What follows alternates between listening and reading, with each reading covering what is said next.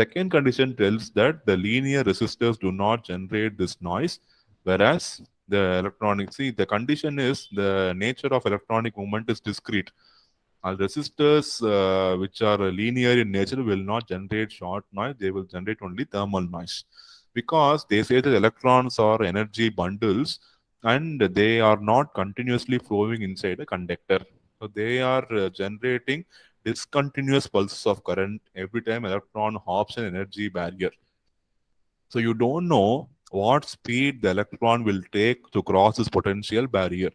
The speed is going to be completely before the potential barrier you can get the speed, after the potential barrier you can get the speed, but the time taken for crossing the potential barrier and the speed at which the potential barrier is crossed, that is going to vary from electron to electron, but that gives a randomness in the uh, formation of this short noise. You will never know. The speed breaker is very smooth. We will cross the speed breaker at 20 kilometers per hour also. If the speed breaker is very steep, we will go back to zero. We will slowly move the vehicle so that there is no damage, right? So you cannot clearly say at what speed you will cross. This is applicable to electrons also. Since the speed is random, since the time taken is random, so that is going to be the reason for this white noise, or it is called a short noise. Okay, short noise to depend on the charge of electron.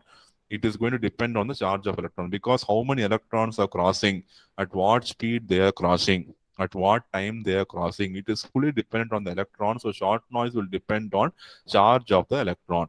And the arrival time of electrons is completely random because you cannot predict at what speed the electrons are going to arrive at the other end of the potential barrier.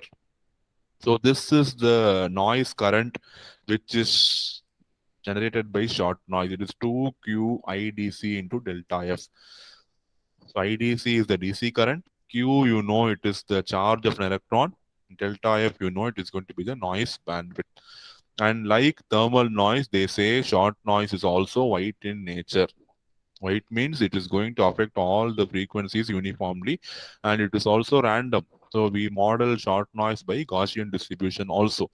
So if you take 1 milliampere DC current, they say that it produces a short noise of 18 picoamperes per hertz. So substitute here, IDC equal to 1 milliampere, delta F, take it as 1 hertz. Find out, take square root. You say that for 1 milliamps current, it produces 80 picoamperes of short noise. So for every 1 milliampere flowing into the device, 18 picoamperes of short noise gets added into the device as a noise. So you can relate the equation of short noise and thermal noise. It is going to be almost same. There we have 4 kTr delta F. Here I am having 2q IDC into delta F. It purely depends on the charge, amount of current flowing, and the noise bandwidth of your